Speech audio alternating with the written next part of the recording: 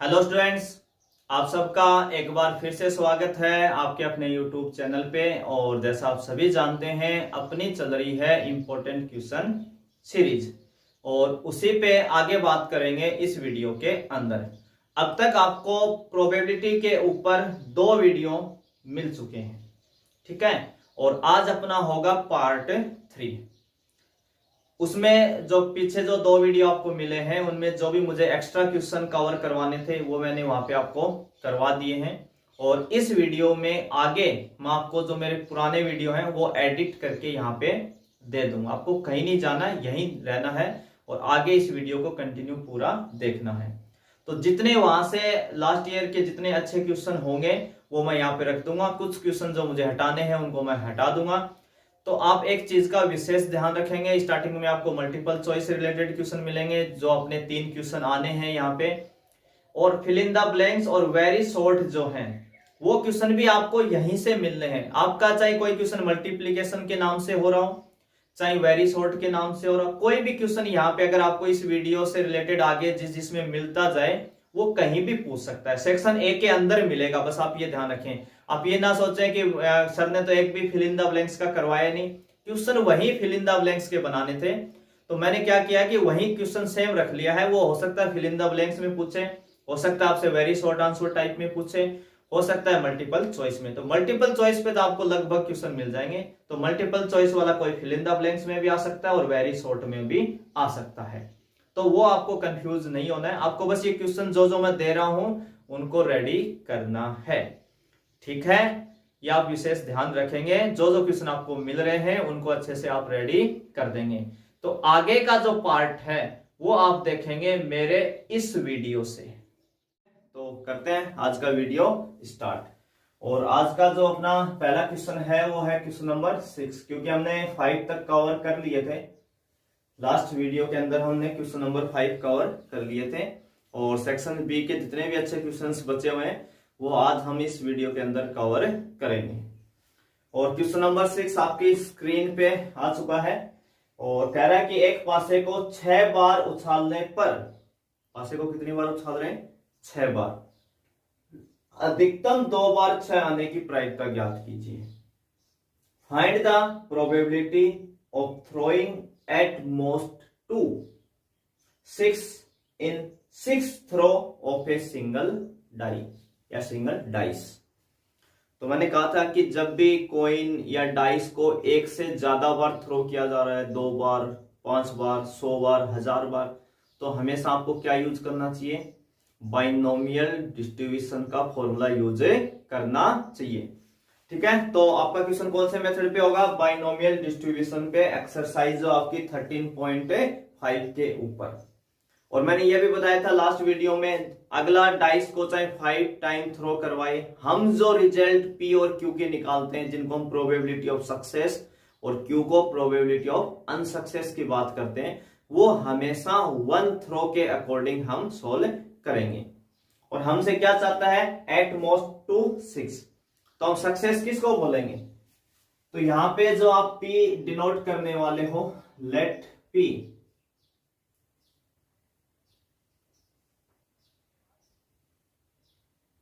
Probability of a success when getting 6 on the dice. Dice पे अगर 6 आता है तो हम क्या बोलेंगे उसको? सक्सेस की प्रोबेबिलिटी, यानी P की वैल्यू। और Q आपको पता ही हम किसको बोलते हैं? Probability of A unsuccess. किसको बोलेंगे? अनसक्सेस को। When getting not 6 on the dice, या अनसक्सेस बोल दो, इतने में बात हमें पता चल गया ना। सक्सेस होना किसको बोला जा रहा है? 6 का आना। तो अनसक्सेस क्या होगा? 6 का नहीं आना। तो आप इतना भी लिख सकते हो, प्रोबेबिलिटी ऑफ ए अनसक्सेस। तो 3 वैल्यूज हम यहां लिखते थे, आपको अगर ध्यान हो तो एक तो n लिखते थे। n का मीनिंग क्या होता था कि आप डाइस को या कॉइन को कितने टाइम्स थ्रो करवा रहे हो। तो यहां कितने टाइम्स थ्रो करवाया जा रहा है एक डाइस को? 6 टाइम्स। तो n की वैल्यू कितनी हो जाएगी 6। p क्या है, p किसको माना है, प्रोबेबिलिटी ऑफ सक्सेस, और सक्सेस कब होगी, जब डाइस के ऊपर 6 आएगा। अगर हम डाइस को 1 टाइम थ्रो करते हैं तो हम सबको पता है डाइस के ऊपर क्या आता है 1 2 3 4 5 6, टोटल रिजल्ट कितने आएंगे 6, और उसमें से 6 के आने की प्रोबेबिलिटी क्या होती है 1/6। किसी भी एक नंबर के आने के जो चांसेस होते हैं, जो उसकी प्रोबेबिलिटी होती है वो कितनी होती है 1/6। तो Q का तो हमें पता ही है, Q तो 1 - p होता है, यानी 1 - 1/6 यानी 5/6। x को हम किससे डिनोट करते हैं, नंबर ऑफ ए 6, 6 की संख्या, यानी अंक 6 आने की संख्या। और बाइनोमियल डिस्ट्रीब्यूशन का फॉर्मूला कितना होता है, px = r NCR, p की पावर r इंटू q की पावर n माइनस r। तो अब तो हमने लास्ट वीडियो में किया था ऐसे क्वेश्चन, आज काफी क्वेश्चंस करने वाले हैं इसके ऊपर। अब हमसे यहां पे क्या मांगना चाह रहा है, x किसको डिनोट करता है, नंबर ऑफ ए 6 को, यानी डाइस के ऊपर 6 आना, अंक 6 का आना, और हमसे कितना मांग रहा है, अधिकतम 2, इंग्लिश में बोले तो एट मोस्ट 2। तो अधिकतम और एट मोस्ट वर्ड का जब भी यूज करना है तो आप ध्यान रखेंगे साइन ये यूज करेंगे, ये वाला x उस केस में लेस देन इक्वल कहलाएगा, क्योंकि x किसको बताता है, नंबर ऑफ 6 को, और वो कितने होने चाहिए, अधिकतम 2, एट मोस्ट 2, यानी 2 से ज्यादा नहीं जानी चाहिए x की वैल्यू। x की वैल्यू क्या नहीं होनी चाहिए, 2 से ज्यादा, यानी एट मोस्ट 2। तो साइन आप ये यूज करेंगे, बीच में लेस देन इक्वल लगाएंगे इनके हमेशा। जब भी एट लिस्ट वर्ड का यूज करें तो इस साइन को पलट के बोलेंगे, x ग्रेटर देन बोलेंगे। ये पीछे भी बताए थे मैंने 1 मार्क्स के अंदर, है ना, ये आपको ध्यान रखना है। एट मोस्ट बोले तो इस वैल्यू को अधिकतम करना है, एट लिस्ट बोले तो इस वैल्यू को कम करना है। तो साइन एट मोस्ट का साइन ये होगा हमेशा, और एट लिस्ट का इसको पलट के लिख देंगे, बस ये ध्यान रखना। तो देखिए n की वैल्यू कहां तक जा रही है, 6 तक, और x कहां है 2 तक, अधिकतम 2 हो सकता है। तो 2 से छोटे, देखो यहाँ x क्या पढ़ेगा, x less than equal to, इस x का मान या तो 2 है या 2 से छोटा है। तो क्या है, 2 से छोटे मान क्या होंगे x के, 0 होगा, +1 होगा, और +2 होगा, है ना। 2 या 2 से छोटे क्या है, 0 1 2, इन तीनों का क्या निकालना है आपको, सम निकालना है। तो सबसे पहले बात किस पे करेंगे, px = 0 पे। तो यहां r की जगह आप कितना रखने वाले हैं, पहले 0। तो यहां फॉर्मूला क्या बनेगा, NC0, NC0। p की वैल्यू कितनी आई थी हमारे पास 1/6, इसकी पावर 0, और q कितना आया था 5/6, NC0, NC0। तो n का मान तो 6 है ही ना, तो यहां कितना रखना पड़ेगा भाई, 6 रखना पड़ेगा, और इसकी पावर 6 प्लस अगला कितना है, x = 1। तो r की वैल्यू कितनी रख देंगे, यहाँ पे 1 रख देंगे। तो ये कितना हो जाएगा, +6c1, 1/6 की पावर 1, और 5/6 की पावर 5, प्लस 6c2, 1/6 की पावर 2, और 5/6 की पावर कितनी हो जाएगी, 4। 5/6 की पावर कितनी हो जाएगी, 4 हो जाएगी। तो देखो टोटल अगर इसको आपको आगे सोल्व करना है तो 6c0 की वैल्यू होती है 1, 6c1 की वैल्यू होती है 6। कभी भी लिखा जाए ना 5c1 तो 5 आ जाएगा, अगर कहीं लिखा हुआ 4c1 तो वैल्यू कितनी आएगी 4, 6c1 तो कितनी आ जाएगी 6, यानी यहाँ 1 है तो ऊपर जो यहाँ वैल्यू होगी वही आपका आंसर होगा। इसके लिए तो आप सिंपल वैसे ही सोच सकते हैं। और 6c2 को मैं अलग से सोल्व कर देता हूं आप लोगों को। 6c2 कितना होता है ये समझ लीजिए, नीचे कितना लिखा हुआ है 2, तो 6 का फैक्टोरियल 2 टाइम्स ओपन करना है। तो 6 का फैक्टोरियल 2 टाइम्स ओपन करेंगे तो कितना हो जाएगा 6 × 5, पहले 6 फिर 5, 2 नंबर मल्टीप्लाई में आएगा, इसका मतलब 2 बार फैक्टोरियल ओपन हो चुका है। और नीचे 2 लिखा है तो 2 का कंप्लीट, 2 × 1, तो 6 × 5 कितना होता है 30, और 2 का डिवाइड कर देंगे तो 15। ठीक है, और ऐसे क्वेश्चंस में देखिए कैलकुलेशंस कितनी सोल्व करनी है ना, ये बहुत ही इंपॉर्टेंट पार्ट है कि हम इसको कितना सोल्व करें आगे। तो जब भी ऐसे 2 टर्म्स 3 टर्म्स जाते हैं तो आप हमेशा कॉमन लिख के उसको सोल्व करें। और कॉमन क्या लें, जैसे यहाँ 5/6 की पावर 6 है, इसमें 5 और इसमें 4 है, तो छोटी पावर को आप कॉमन लें। यानी 5/6 की पावर को 4 हम क्या ले लें, कॉमन। ध्यान देना अभी, 5/6 की पावर कितनी कॉमन ली हमने, 4। तो देखो यहाँ 6C0 कितना हो गया, 1। 1/6 की पावर 0, ये भी 1, तो ये दोनों तो 1 ही हो गए। तो यहाँ क्या बचा, 5/6 की पावर 6। 6 में से 4 आपने कॉमन मांग ली, तो पीछे कितनी बचेगी, पावर 2। और 5/6 की पावर 2 का मतलब हो गया 25/36 प्लस 6C1 कितना हो जाएगा, यहां लिख रहा हूं मैं इंटू में भाई, 6 इंटू 1/6 है। 5/6 की पावर कितनी है, 5, उसमें से आपने 4 पावर कॉमन ले ली, तो कितने बचाएगा, 1 बचाएगा। प्लस 6C2 कितना निकाला था अभी, 15। 1/6 की पावर का मतलब 1/36, और 5/6 की पावर 4 तो आपने कॉमन ले रखा है। तो क्या बचा आपके पास, 5/6 की पावर 4 कॉमन है, ये कितना बचा 25/36 प्लस 6 इंटू 5 कितना हो जाएगा, 30/36, और ये 15/36। तो टोटल कितना हो रहा है, देखो यहां से 25 प्लस 15 कितने हो जाएंगे, 40, और 70, टोटल हो गया एलसीएम लेके 70/36। 5/6 की पावर, और 2 से काट दें अगर इसको, तो हो जाएगा 35/18 इंटू 5/6 की पावर 4।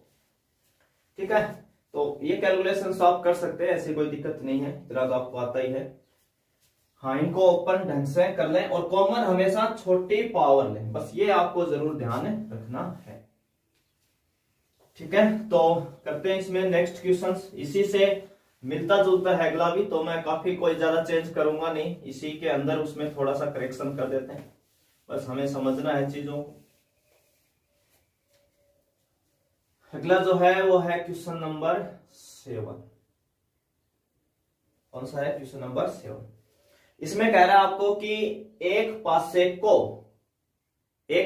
को 7 बार उछालने पर तथ्यत 2 बार 5 आने की प्रायिकता ज्ञात कीजिए। Find the probability of getting 5 exactly twice in 7 throw of a dice. तो डाइस को कितने टाइम्स थ्रो किया जा रहा है, 7 टाइम्स। तो एन की वैल्यू कितनी आ जाएगी यहाँ पे, 7। एन की वैल्यू कितनी आ जाएगी, 7। पी हम किसको बोल रहे हैं यहाँ पे, probability of success when getting 5 on the dice. क्यों क्या हो जाएगा, प्रोबेबिलिटी ऑफ अनसक्सेस। पिछले क्वेश्चन में 6 मांग रहा था, इसमें 5 मांग रहा है, तो एक ही बात है। हमें पता है कि डाइस को अगर हम 1 टाइम थ्रो करते हैं तो सैंपल स्पेस में क्या क्या रिजल्ट आएंगे, 1 2 3 4 5 6, यानी टोटल आने तो 6 ही है। और उसमें हर डिजिट के आने की प्रोबेबिलिटी, यानी अगर 6 आएगा तो भी 1/6 है, 5 आएगा तो भी 1/6 है, 4 आएगा तो भी 1/6 है। तो यहाँ क्या आना चाहिए, 5, तो 5 आने की प्रोबेबिलिटी क्या होगी, 1/6। क्यों, वही अनसक्सेस है, तो 5/6। यहाँ नंबर ऑफ सक्सेस कर देते हैं ना, नंबर ऑफ सक्सेस या नंबर ऑफ 5 है ना, या और क्या लगा सकते हो आप, नंबर ऑफ 5। कितने 5 की संख्या, कितने 5 की, फॉर्मूला अपना यही होता है। इस बार कितने 5 मांग रहा है भाई आपसे, कितने मांग रहा है, 2। केवल एग्जैक्ट मांग रहा है ना, एक पासे को तथ्य तो 2 बार 5 आना है ना, 5 कितनी बार आना चाहिए, 2 बार। तो फिक्स मांग रहा है आपसे, px बराबर 2 मांग रहा है, बस सीधा सीधा सही, ना कम ना ज्यादा, ना तो एट मोस्ट का यूज किया ना एट लिस्ट का यूज किया। कह रहा है कि बस 5 कितनी बार चाहिए, 2 बार। तो बस सीधा सीधा आपको यहाँ आर का मान कितना पुट करवा देना है, 2। देखो एन कितना है यहाँ 7, तो 7c2, p कितना आया 1/6, इसकी पावर कितनी आ जाएगी 2। क्यू कितना आया यहाँ पे 5/6, इसकी पावर कितनी आ जाएगी 5। 2 और 5 मिलके कितना हो जाएगा 7। मैंने कहा था इन दोनों की पावर का सम हमेशा इनके इक्वल आना जरूरी है, और जितनी यहाँ वैल्यू होती है उतनी यहाँ पावर, और ये पावर जो आती है ना वो 2 को 7 में से कम करके लिखी जाती है 5। बस आंसर आ गया आपका ये। एक स्टेप अगर आप इसको सोल्व करके दिखाना चाहें तो दिखा सकते हैं 7c2 को। अब देखो 7c2 को कैसे सोल्व करना है, नीचे क्या लिखा है 2, तो 7 का फैक्टोरियल 2 टाइम्स ओपन कर लो, 7 इंटू 6 और नीचे 2 का पूरा ओपन कर दो, 2 इंटू 1 हो गया, 7 से 2 की वैल्यू आ गई। और ये कितना है 1/6 की पावर 2 इंटू 5/6 की पावर 5। तो देखिए कितना आ जाएगा, ये 2 से इसको अगर हम कैंसिल करें तो ये कितना आ जाएगा 3 टाइम्स आ जाएगा, 3 टाइम्स। तो ये हो गया 21 इंटू 1/6 की पावर 2 इंटू 5/6 की पावर 5। ठीक है, इतने में भी काम चला सकते हैं और चाहे तो एक आधी स्टेप में थोड़ा सा सोल्व करके, क्योंकि ये जो 3 है ना इसको अलग अलग ओपन करके इसको 2 टाइम्स कैंसिल करवा दें और फिर इंटू कर लें। ठीक है, तो ये भी सही है अपनी जगह, और थोड़ा बहुत आप सोल्व करना चाहें तो कर सकते हैं। तो बिल्कुल सेम ही क्वेश्चन थे, और इसी में जो अपना अगला क्वेश्चन है 8 वो देखेंगे भी अब, क्वेश्चन नंबर 8।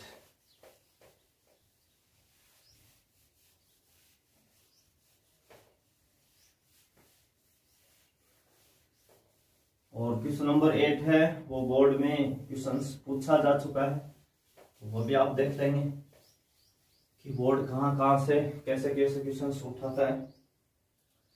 तो क्वेश्चन नंबर 8, और ये बोर्ड में आया हुआ आपका क्वेश्चन है 2013 में। क्या कह रहा है इसके अंदर, एक बहुविकल्पीय परीक्षा यानी मल्टीपल चॉइस जो एग्जाम होती है ना उसकी बात कर रहा है, में 5 पर्सन है, कितने पर्सन है 5, जिनमें प्रत्येक के 3 संभावित उत्तर है। यानी कोई क्वेश्चन एक दे दिया जिसमें आपको 3 ऑप्शन दे दिए, ऑप्शन ए, ऑप्शन बी और ऑप्शन सी। वैसे मोस्टली तो कितने होते हैं अपने 4, पर यहाँ स्पेशली केस में क्या कह रहा है कि 3 ही चॉइस है आपके पास, 3 ऑप्शन है ए बी सी, उनमें से कोई एक सही होगा। जिनमें प्रत्येक के 3 संभावित उत्तर हैं, इसकी क्या प्रायिकता है कि एक विद्यार्थी केवल अनुमान लगाकर 4 या अधिक प्रश्नों का सही उत्तर दे देगा। टोटल 5 ही प्रश्न है और अनुमान के द्वारा 4 या 4 से ज्यादा प्रश्नों का क्या दे देगा, आंसर दे देगा।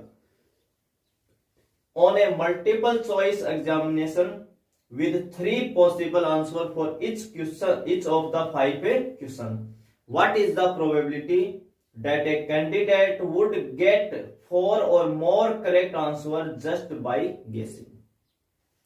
यानी अनुमान, गैस करके, अनुमान के द्वारा ही 4 या 4 से ज्यादा प्रश्नों का आंसर दे देगा। ठीक है, तो सबसे पहले लेट पी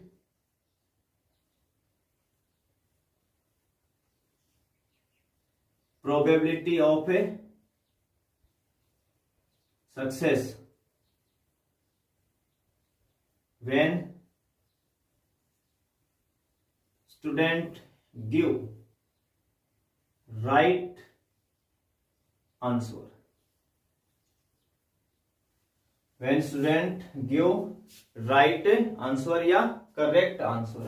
अगर बुक की क्वेश्चन की ही लैंग्वेज अगर आप यूज करना चाहो तो इसको क्या लगा सकते हो, करेक्ट भी आंसर लगा सकते हो।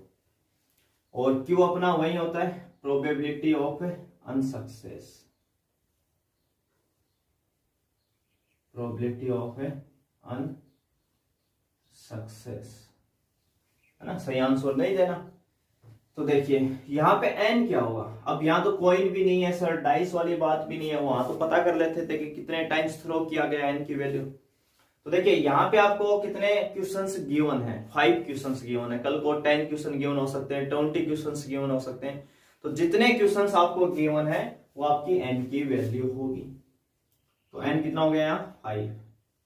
अब बारी आई p की, p क्या है, प्रोबेबिलिटी ऑफ सक्सेस। कब मिलेगी, जब स्टूडेंट करेक्ट आंसर देगा। और हमें पता है कि हर क्वेश्चन के मल्टीपल में 3 चॉइस है, और 3 चॉइस में सही तो कोई एक ही होगा ना, जैसे 3 ऑप्शन ए बी सी, तो कोई एक ही सही है, या तो ए होगा या बी होगा या सी। तो 3 में से किसी एक का सही होने की प्रोबेबिलिटी कितनी हो जाएगी 1/3। तो क्यू कितना आ जाएगा 1 माइनस पी, यानी 1 माइनस 1/3 कितना आ जाएगा 2/3। इसमें हम एक मानते थे let X number of correct answer, number of correct answer. और बाइनोमियल डिस्ट्रीब्यूशन का अपना फॉर्मूला कितना होता है, P X is equal to R N C R, P की पावर आर और क्यू की पावर एन माइनस आर। हमसे कितना मांग रहा है, ये कह रहा है कि अनुमान के द्वारा गैस करके ही, तुक्के मार मार के ही कितने सही कर देगा, 4 या 4 से ज्यादा। तो कम से कम कितना कर रहा है, फिर 4 कह रहा है, ये 4 या 4 से ज्यादा, इसका मतलब कम से कम 4 तो करेगा ही करेगा। और कम से कम 4 का मतलब होता है एट लिस्ट 4। तो एट लिस्ट के लिए मैंने क्या बताया था, साइन ये आएगा। एट लिस्ट में आप हमेशा x ग्रेटर देन इक्वल लिखेंगे, एट मोस्ट में हमेशा x लेस देन इक्वल लिखेंगे। और यहां कितना आ जाएगा, 4। तो x की वैल्यू या तो 4 है या 4 से बड़ी है। तो 4 से 4 हो गई और एक प्लस कितना हो जाएगा, यहाँ 5। कितना हो जाएगा, 5, क्योंकि n की वैल्यू कहां तक जा रही है, 5। इससे ऊपर तो हम ले भी नहीं सकते इसको। अब x का मान 4 है, r का मान यहाँ रखवा दे 4 पहले, है ना। x इज इक्वल टू 4 निकालना है तो r की जगह कितना लिखेंगे, 4। तो nc4 और n का मान कितना है, 5। तो कितना लिखेंगे, 5c4। p कितना आया था, 1/3, इसकी पावर 4।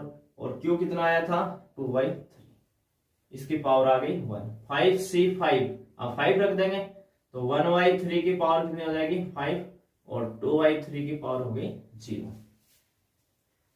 यहां रखा भी n का मान, यहाँ 5 रखा है, r का रखा है 4, तो यहाँ भी 4 और यहाँ 5 माइनस 4 यानी 1।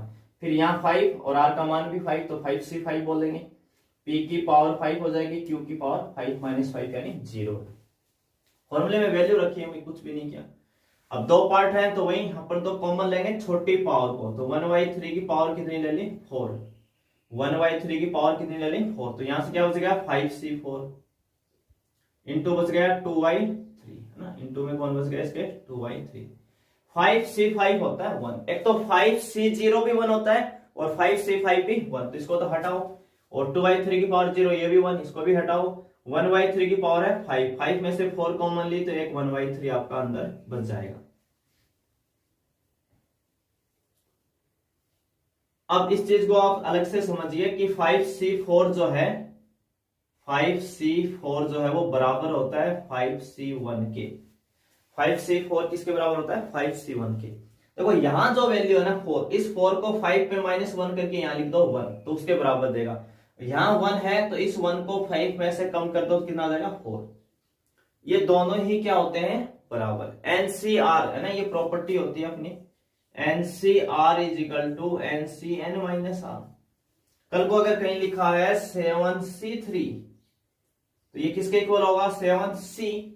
यहां कितना लिखा हुआ है, 3, तो इस 3 को 7 में से माइनस कर दो, कितना बचेगा, 4। तो इसके बराबर है 7C4 के, ये दोनों बराबर है। तो ऐसे ही जो 5C4 है वो किसके इक्वल है, 5C1 के। नहीं भी याद रहे तो आप 5C4 तो निकालना जानते ही है, वो थोड़ी ना कहें कोई, है ना, उस रास्ते से आ जाना अपना। और अगर आपको याद रहता है तो अच्छी बात है, क्योंकि उसमें थोड़ी सी कैलकुलेशन जो है ना अपनी आसान हो जाएगी।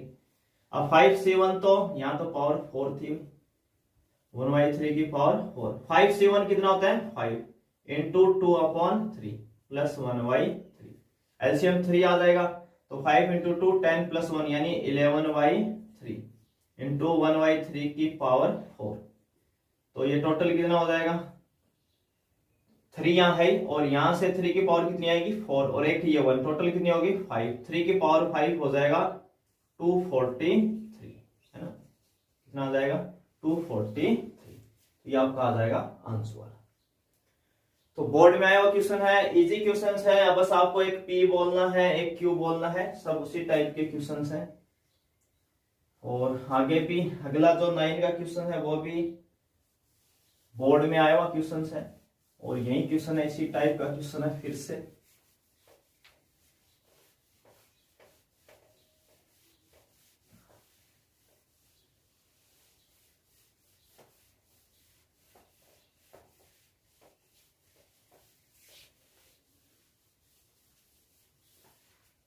चलिए क्वेश्चन नंबर 9 की तरफ बढ़ते हैं। क्वेश्चन नंबर 9 बोर्ड में आया हुआ है 2014 के अंदर। अच्छा क्वेश्चन है। अगर बाइनोमियल डिस्ट्रीब्यूशन के ऊपर थोड़ा सा हटके कुछ पूछना चाहेगा, सीधे सीधे के बजाय, तो उसके लिए अच्छा क्वेश्चन से है। और ऐसा क्वेश्चन हम एक और भी करेंगे आगे सेक्शन डी के अंदर। इसमें कह रहा है कि एक प्रयोग के सफल होने का संयोग, यानी उसके सक्सेस होने का जो संयोग है वो उसके असफल होने से 2 गुना है। यानी अगर असफल होने के चांस 1 है तो सफल होने के 2 होंगे, अगर असफल होने के चांस 5 है तो सफल होने के 10 होंगे, यानी उससे डबल होंगे हमेशा। तो प्रायिकता ज्ञात कीजिए कि अगले 6 परीक्षणों में कम से कम 4 तो सफल होंगे। An experiment succeeds twice as often as it fails, ठीक है। Find the probability that in the next 6 trials there will at least 4 success. कम से कम 4 तो सक्सेस हो। तो देखिए हम सबको पता है हम P को किससे डिनोट करते हैं, प्रोबेबिलिटी ऑफ सक्सेस। Q को किससे डिनोट करते हैं, प्रोबेबिलिटी ऑफ अनसक्सेस से। तो हमने Q क्या मान लिया है यहां पे X, यानी अनसक्सेस के चांस कितने हैं, X है। Then according to question P के कितने हो जाएंगे, 2x, क्योंकि उसके असफल होने के यानी अनसक्सेस से डबल होते हैं सक्सेस होने के चांस। तो अगर अनसक्सेस x है तो सक्सेस क्या हो जाएगा, 2x हो जाएगा। वी नो डेट, एक चीज हम और भी जानते हैं, p प्लस क्यू कितना होता है 1, तो यानी p कितना है यहाँ पे 2x और q कितना है x इज इक्वल टू 1, तो टोटल हो गए 3x is equal to 1। This implies x की वैल्यू कितनी आ जाएगी 1/3। फिर तो p का मान कितना हो जाएगा 2x, x का मान कितना है यहाँ 1/3, यानी टोटल हो गया 2/3 और q कितना आ जाएगा 1/3 और n कितना है यहाँ पे, कितने टोटल एक्सपेरिमेंट कर रहा है यहाँ पे ये 6, तो n कितना हो जाएगा यहाँ पे 6 हो जाएगा। Let x number of experiment, number of experiment, परीक्षणों की संख्या, एक्सपेरिमेंट। बाइनोमियल डिस्ट्रीब्यूशन का फॉर्मूला सब जानते हैं, अब तो 2-3 क्वेश्चन से हम कंटिन्यू यही तो कर रहे हैं। px is equal to R N C R, P की पावर आर और क्यू की पावर एन माइनस आर। अब ये कितने एक्सपेरिमेंट सक्सेस मांग रहा है हमसे, एट लीस्ट 4, कम से कम 4 तो होने चाहिए। और मैंने कहा था जब भी एट लिस्ट का वर्ड का यूज करें तो आप क्या लिखेंगे, साइन ये लेंगे, x greater than equal 4। x क्या होता था, नंबर ऑफ एक्सपेरिमेंट। तो कितने होने चाहिए, कम से कम 4, ज्यादा 5 भी हो जाए 6 भी हो जाए कोई दिक्कत नहीं है, पर कम से कम कितने चाहिए, 4 चाहिए। तो x की वैल्यू कितनी जाएगी, x is equal to 4 plus x is equal to 5 और plus x is equal to 6, क्योंकि n की वैल्यू कहां तक जा रही है 6 तक, तो आपको 4 प्लस 5 प्लस 6, कल को यहां अगर 10 होता तो हमें 10 तक जाना होता। तो पहले x इज इक्वल टू 4 पे बात कर लेते हैं, है ना, px is equal to 4।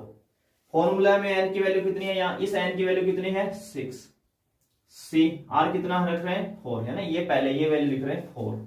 p कितना आया था, p आया था 2/3 की पावर 4, तो 1/3 की पावर कितनी आ जाएगी यहाँ 2, 4 और 2 कितना हो गया 6, टोटल होगी पावर। फिर अगला कितना हो जाएगा 6c5, 2/3 की पावर 5 और 1/3 की पावर 1 प्लस 6c6, 2/3 की पावर 6 और 1/3 की पावर हो जाएगी 0। तीन टर्म्स को हमें सम करना है, तो 3 टर्म्स को अगर हमें सम करना तो फिर से अपना वही पैटर्न रहेगा, कॉमन लेना, और कॉमन क्या लेंगे 2/3 की पावर 4 ले लेते हैं, है ना, 2/3 की पावर कितना ले लेते हैं 4, तो यहां से बचेगा 6c4 और 6c4 किसके इक्वल होता है 6c2 के, 6c4 किसके इक्वल हो जाएगा 6c2, अभी पीछे वाले क्वेश्चन में बताया था आपको, ये बराबर है। और 2/3 की पावर 4 आपने कॉमन ले लिया तो 1/3 की पावर कितनी बचेगी आपके पास 2 प्लस 6c5 किसके इक्वल होता है 6c1 के, 2/3 की पावर 5 है, 4 कॉमन ले ली तो 1 बच जाएगा, इंटू में 1/3 भी बच जाएगा, प्लस 6c6 कितना होता है 1, 6c6 1, 1/3 की पावर 0 1, तो 2/3 की पावर 6 में से 4 कॉमन लेंगे तो यहाँ कितनी बचेगी 2 बचेगी। तो देखो अपना आंसर कितना आ जाएगा 2/3 की पावर 4। 6 किसके इक्वल होता है, नीचे कितना लिखा हुआ है 2, तो 6 का फैक्टोरियल 2 टाइम्स खोलो, 6 इंटू 5 30, और नीचे 2 का पूरा खोलो 2 इंटू 1, तो 30/2 कितना हो जाएगा 15 अपॉन 1/3 की पावर होती है 1/9 प्लस 6c1 कितना होता है 6 इंटू में कितना है इसके 2 अपॉन 3 इंटू 3 हो जाएगा 9, और ये कितना हो रहा है 4/9, तो एलसीएम 9 आ जाएगा। तो 15 यहां से हो रहे हैं और 12 यहां से हो रहे हैं, 6 इंटू 2 कितना हो गए 12, 15 कितना हो गए 27, और 4 कितना हो गए 31/9 इंटू 2/3 की पावर 4। तो आपका ये आ जाएगा इसका आंसर, ठीक है। और अच्छा क्वेश्चन सभी बोर्ड में सक्सेस अनसक्सेस है ना, ये ऐसे रिजल्ट क्वेश्चन जिस टाइप के हैं उसका सहयोग डबल ट्रिपल इस टाइप के जो भी क्वेश्चंस हैं इस पे आप फोकस से अलग से करेंगे, बीच बीच में से क्वेश्चंस बोर्ड पूछता है। Next question, question number 10।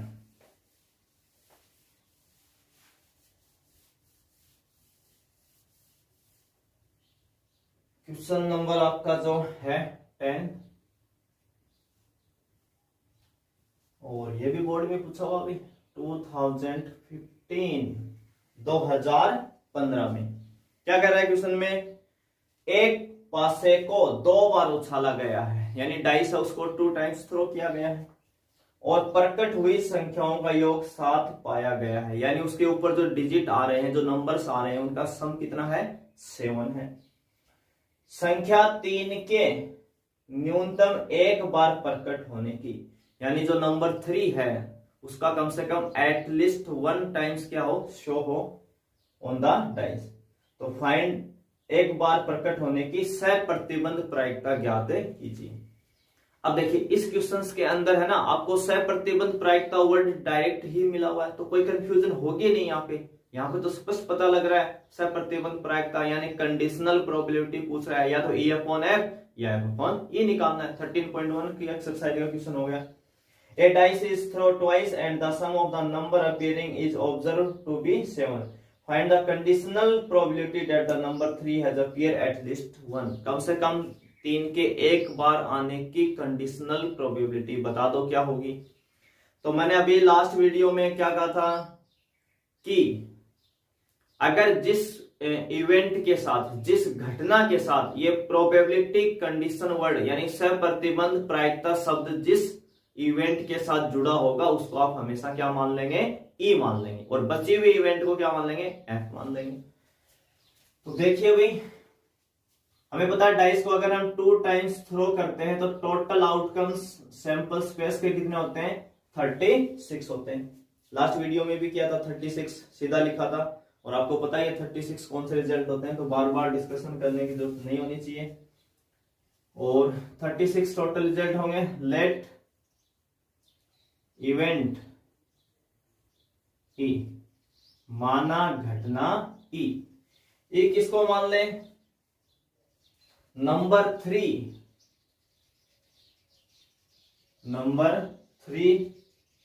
Has appear at least 1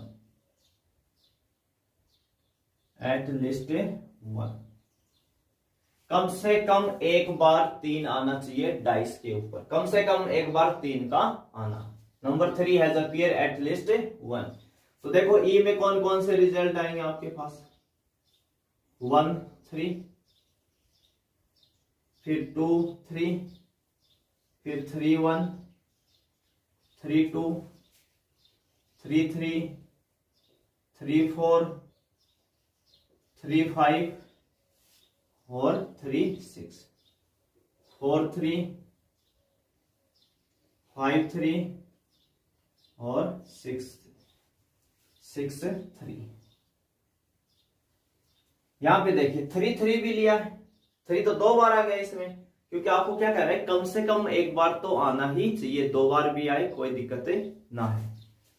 तो कितने रिजल्ट हुए इसमें 1 2 3 4 5 6 7 8 9 10 और 11 है ना। ढंग से देख ले भाई, 3 3 6 और 1 7 और 4 11। तो n इज इक्वल टू कितना आ गया 11।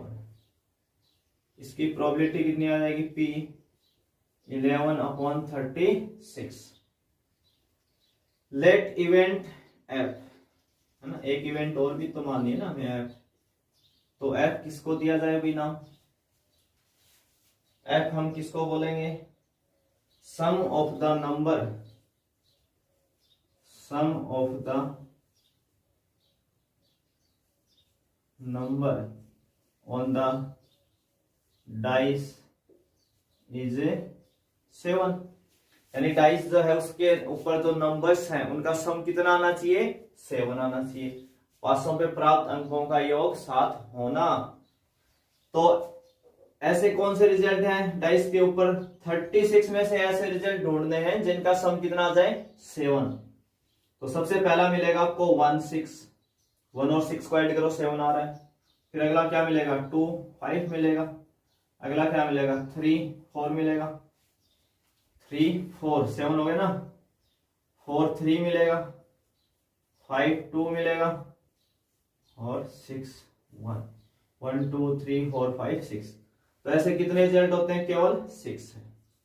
तो एन एफ इजिकल टू कितना आ जाएगा 6। तो इसकी प्रोबेबिलिटी कितनी आ जाएगी पी एफ 6/36। अब देखिए, अब हमें क्या निकालना होता था, ई इंटरसेक्शन एफ, दोनों के अंदर कॉमन। तो देखो कॉमन कौन से होंगे, हमें पता है इसके अंदर वही रिजल्ट है जिसमें 3 आया हो। 3 तो पक्का है ना सब में। तो देखो यहाँ किस किस के पास 3 है, एक तो 3 4, देखो यहाँ 3 4 है और यहाँ भी 3 4 है। एक 4 3 है तो इसमें भी मिलेगा आपको 4 3। इसके अलावा तो कोई और नहीं मिलेगा। तो दो ही रिजल्ट मिले आपको कॉमन, एक तो 3 4 और एक 4 3। तो N E intersection F is equal to कितना हो गया 2। तो पी ई इंटरसेक्शन एफ कितना हो जाएगा 2/36। पूछा क्या हमसे, हमसे पूछा है ई अपॉन एफ बता दो। तो लो जी E upon F, E intersection F upon P F. तो ई इंटरसेक्शन एफ अभी निकाला था हमने 2/36 और पी एफ कितना निकाला था 6/36। 36 से 36 कैंसिल तो बचा 2/6 यानी 1/3। तो 1/3 क्या हो जाएगा आपका आंसर हो जाएगा। तो आपको कंडीशनल प्रोबेबिलिटी के जो भी क्वेश्चंस हैं लास्ट के 4-5 आपके 13.1 के जो लास्ट 4-5 क्वेश्चन हैं जो थ्योरी वाले हैं उन पे स्पेशल नजर बना के रखनी है। 2 मार्क्स में उसको कहीं ना कहीं कवर कर सकता है।